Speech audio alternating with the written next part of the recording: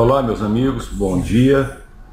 Prosseguindo para nossas atividades, nós hoje trataremos de um assunto importante na psiquiatria, que é conhecida universalmente como síndrome do pânico, e que, de conformidade com a atual nomenclatura, trata-se de transtornos do pânico, que é uma entidade clínica frequente.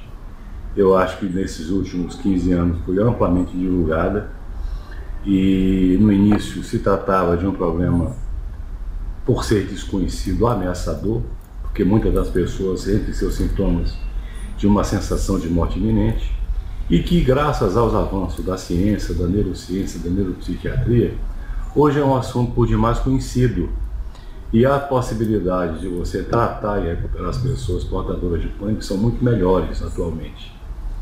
Mas o que é a síndrome do pânico, ou doença do pânico, ou transtorno do pânico? Na realidade, ela se encontra no âmbito dos chamados transtornos da ansiedade, que é um capítulo da psiquiatria, da clínica psiquiátrica, que focaliza, identifica 5 grandes transtornos e ocasionados por disfunções dessa ansiedade. E como todo mundo sabe, já até tratei disso em vídeos anteriores, um pouquinho sobre isso, a ansiedade é um dos mais perfeitos mecanismos de adaptação, de neuroadaptação que a natureza nos deu. Isto é, o homem, a todo momento, a todo segundo, a todo instante, ele não é o mesmo. Acontecem bilhões de atividades, tanto no âmbito do nosso comportamento, das nossas fantasias, dos nossos desejos, dos nossos pensamentos, das nossas emoções e da própria biologia, que acaba mudando a sua natureza de segundo em segundo. Mas ele está sempre rígido, está sempre na sua forma.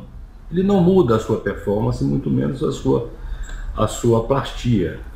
E isso se deve a quê? À ansiedade. A ansiedade é um mecanismo de adaptação natural que nós dispomos para nós nos adaptarmos a diferentes circunstâncias.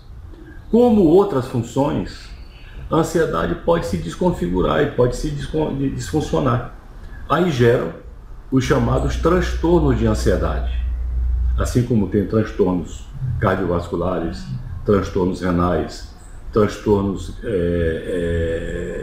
cerebrais, transtornos sociais, transtornos de todas as ordens, o transtorno de ansiedade corresponde, do ponto de vista psiquiátrico, a um desses capítulos da psiquiatria que trata disso. Um dos transtornos da ansiedade, do ponto de vista médico, é a doença do pânico, a síndrome do pânico ou o transtorno do pânico.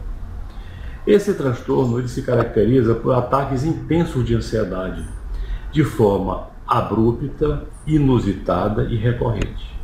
Eu posso estar dormindo, eu posso estar almoçando, eu posso estar no cabeleireiro, eu posso estar fazendo compra no supermercado, eu posso estar dirigindo meu carro, eu posso estar conversando, aonde for.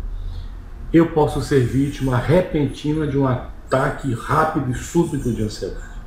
Nós chamamos isso de ataque de pânico. Esses ataques têm algumas características clínicas importantes, que se diferenciam de outros ataques na área psiquiátrica. Esse, por exemplo, tem um caráter rápido, abrupto, inusitado. Em geral, não passam mais do que 20, 25 minutos, 30 minutos no máximo. São autorresolutivos, porque o sujeito começa a passar mal repentinamente e daqui a pouco, 25, 30 minutos, não sente mais nada. Tem muita gente que depois de um ataque de pânico sai correndo desesperado para um hospital com pronto-socorro. Quando chega lá, o intensivista, o clínico, o cardiologista que esteja de plantão, começa a verificar que a pessoa está calma, está tranquila, está serena, que desapareceu todo aquele mal-estar.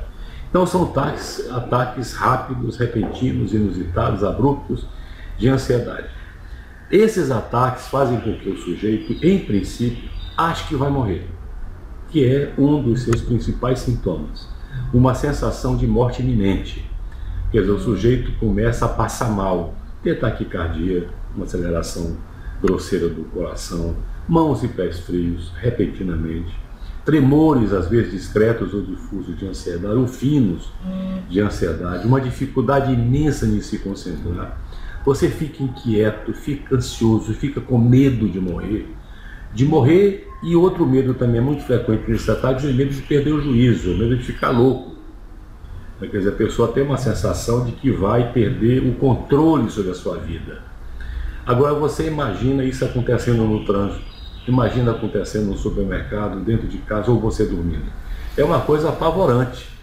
Tanto é que muitas dessas pessoas acometidas desses ataques repentinos vão acabar no pronto-socorro. Rapidamente vão para o pronto-socorro achando que vão morrer ou que vão perder o juízo.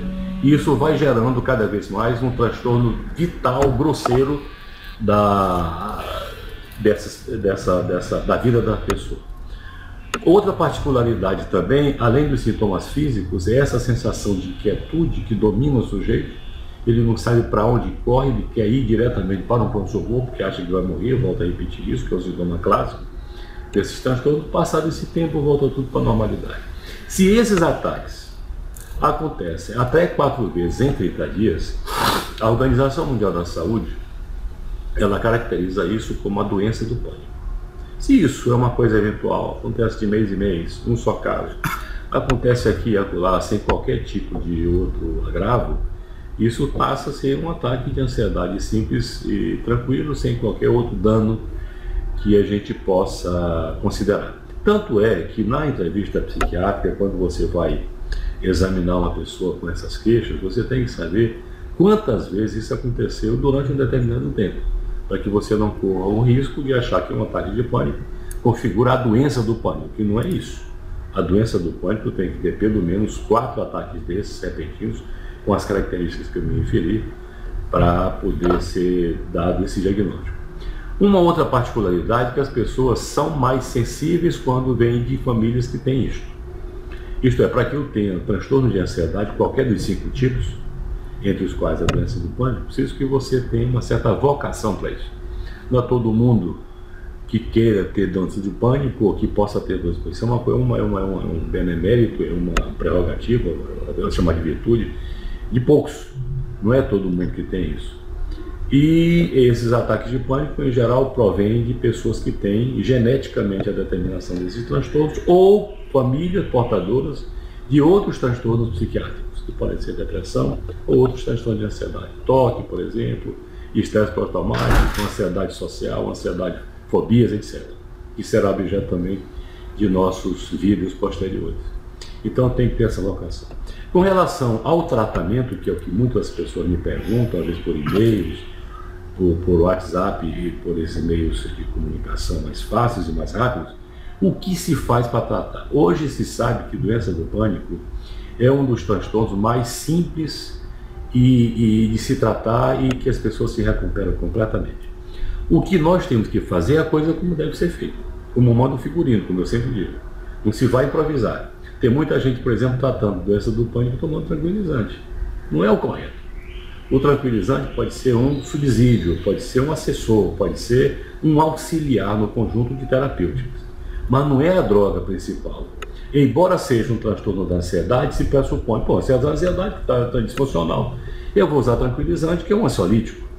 Isso é um raciocínio mero e simples. A complexidade da doença do pânico envolve uma série de mudanças na fisiologia do cérebro que esses tranquilizantes sozinhos não vão resolver. Então você tem que associar, além dos tranquilizantes, que devem ser usados por um tempo curto, outros medicamentos efetivos, eficazes para poder controlar essa doença. Em geral são chamados antidepressores. Por incrível que pareça, que são medicamentos indicados para depressão, são absolutamente importantes e eficazes para tratar os transtornos de pânico. Aí compete ao médico identificar que tipo de antidepressor ele vai escolher para poder tratar esse enfermo, considerando a natureza genética, considerando a expressão clínica. Se esses fatos aconteceram pela primeira vez, ou seja, vem anos a anos com o portador dessa doença, se as condições psicossociais são favoráveis ou não para esse tratamento, enfim, é um conjunto enorme de fatores que o médico e a equipe que vai tratar isso tem que desenvolver para que a gente possa ter realmente uma eficácia na proposta de tratamento. O fato, concluindo, é que é um transtorno com um prognóstico absolutamente favorável. Absolutamente favorável. Existem alguns mitos, que eu gostaria só rapidamente, antes de concluir falar, que é aquele mito de que depois que você começa a tratar esses pacientes, daqui a um mês e meio, 2 meses, a pessoa não sente mais nada, e por falta de orientação médica, ou por orientação médica equivocada, ou por parte do paciente também, essas iniciativas, rompem com o tratamento por se julgarem já curados do seu transtorno. E está errado isso. O tratamento da doença do pânico nunca será menor do que 9 meses. Por quê? Porque a evolução da doença do pânico no curso de 9 meses é que ela se desenvolve. Então, se eu trato meu paciente depois de 1 mês e meio, 2, 3, 4 meses, adequadamente, e desapareceram todos os sintomas, eu tenho que manter esse tratamento durante no mínimo 9 meses. Senão eu estou correndo o risco desses pacientes retomarem as suas crises de forma, às vezes, até pior do que as anteriores. Então vamos ter muito cuidado com relação a isso. Quem sente isso, busca o psiquiatra. Acabe de uma vez por todas com essa história de buscar outros especialistas para tratar a doença do pânico. Quem trata disso é o psiquiatra. É o sujeito que está preparado para fazer isso. É quem sabe fazer isso. Tem muita gente improvisando, outros profissionais que lamentavelmente não têm esse conhecimento de forma adequada estão fazendo tratamento. E mesmo que você não procure um psiquiatra, mas procure alguém que saiba tratar. Não procure alguém que possa estar equivocadamente conduzido um tratamento desse, porque a pessoa vai pagar um pato muito caro, inclusive de ficar cronicamente portador dessa doença, com uma possibilidade de recuperação muito remota e muito difícil. É uma doença que atinge a todos, não tem escolha de sexo, de idade, de cor, de religião, de nada. É uma doença que tem uma transversalidade muito grande com todos os círculos da vida do sujeito humano, mas que tem um prognóstico favorável. Um abraço a todos, um beijo e até a próxima.